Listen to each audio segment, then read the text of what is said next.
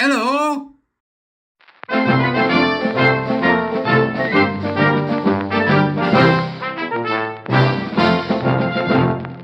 Beep, beep, beep, beep, beep. Welcome to the court of the Edijester. How are we, good people? Great to be speaking with you once again on this nice morning. Now, here we go. Some of you will be aware of, many of you, in fact, may be aware of, a group called We Are Fair Cop, which is publicly made up of Harry and Sarah of the Phillimore.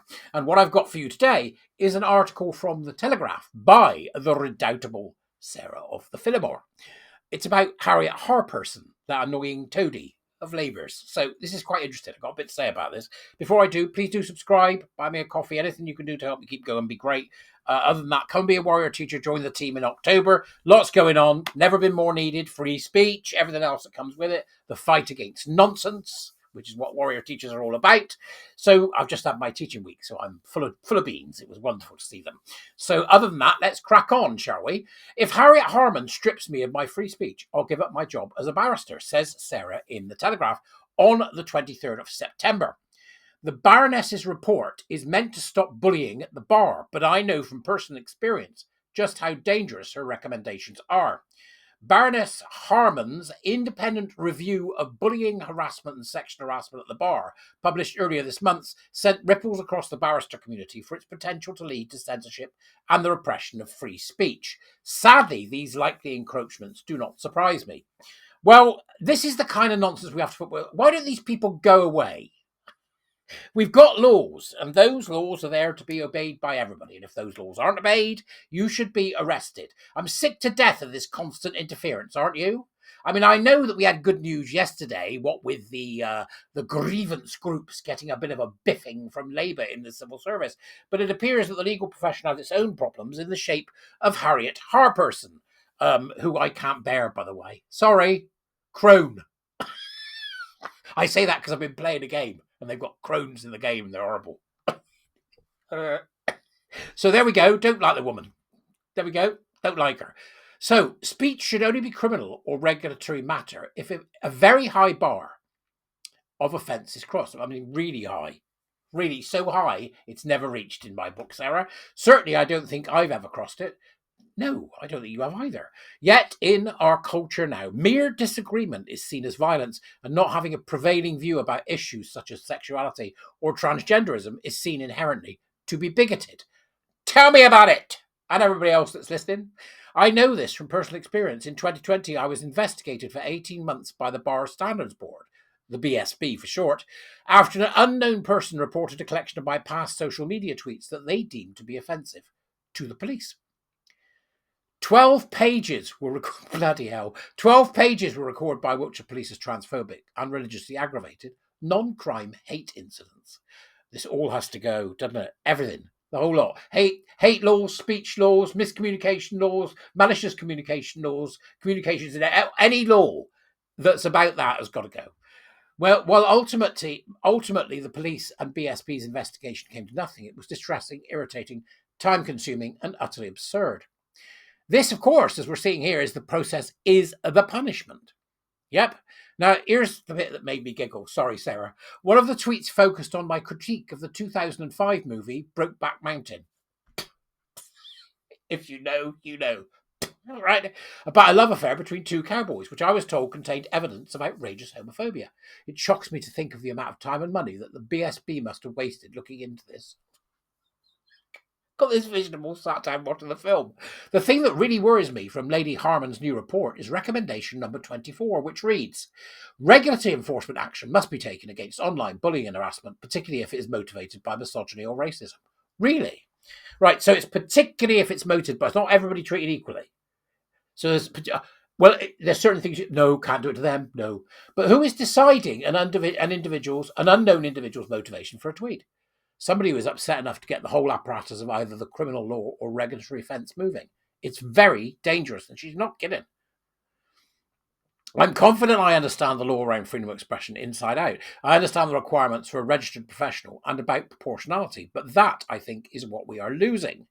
The fetters some people wish to put on speech simply because said speech makes them feel unhappy is grossly disproportionate. I couldn't agree more, Sarah, and it's heartening to see you come out in defence of free speech.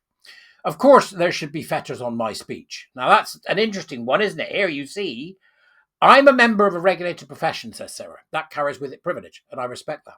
However, having a view about Brokeback Mountain does not bring my profession into disrepute. Neither does upsetting people through the lawful exercise of my Article 10 rights to freedom of expression according to the European Convention on Human Rights. I think we all agree the line needs to be drawn somewhere. It's about where we draw it. Do we? Do we all agree? I'm with you, Sarah. We do all agree that the line needs to be drawn somewhere, but my God, as you said, it needs to be a very high bar. Another facet of the report also caused me deep concern. Microaggressions, here we go. They're absolutely, she's insane, this Harman woman. You're round the bend, madam. Round the bend, you aging 1970s hippie. Microaggressions such as sarcastic remarks may also meet the threshold of bullying, harassment, or sexual harassment, it says. See, they never end. They never stop. You give them an inch, they take a mile. It's how the game works. It's how these people think.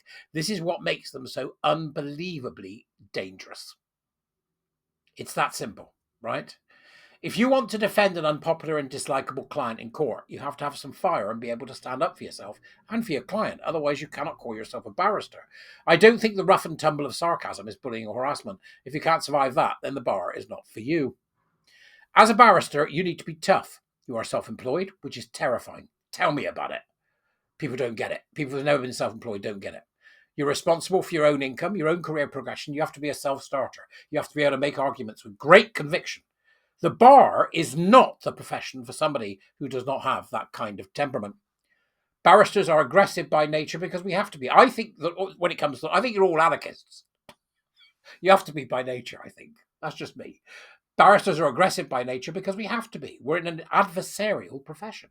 The problem is when it tips over into unacceptable bullying and harassment, which does happen. I was a victim of it, and my profession did nothing to help me or to stop it. You see, because the bullying and harassment here is motivated by the insane EDI lunatic left like Harman.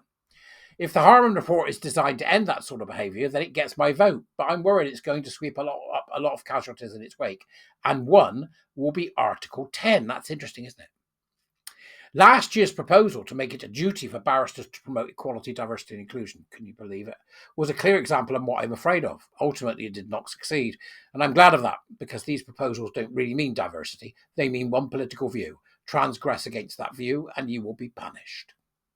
For the last decade, the message across the public sector organisations is that there's only one thing we're allowed to believe, and that we must always promote love and inclusion.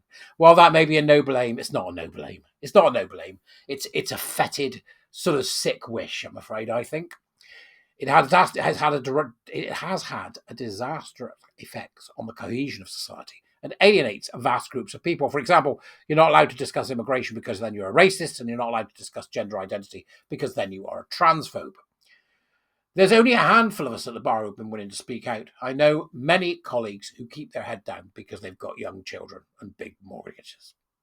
You can understand why people don't speak out. And I'm with Sarah on this one. I can understand it perfectly. But what Sarah points out here is very worrying. This all needs to go, right? Government should be like your toaster, right? It should sit in the corner and only pop up when you press the button. That's what I think. There's no reason for them to do anything. I don't want to hear from you about hate. I don't want to hear from you about managing people's speech. I don't want to hear from you about any of that. I want you gone, right? And the smaller they are, the better, because that's the only way that we're going to manage the future we're heading into. The problem with this nonsense like this from Harperson and the other nonsense that we're seeing from the left is that it's utterly regressive. It's taking us back to a period when we didn't have the technologies that we have now. And it's going to make the future unbelievably difficult for those that follow us, because they can't get their head around the fact that they are moving towards a point where we don't really need them very much. And I think that will be a good thing. Thank you to Sarah of the Phillimore. Onwards, I say, onwards. Keep going, folks. Bye-bye.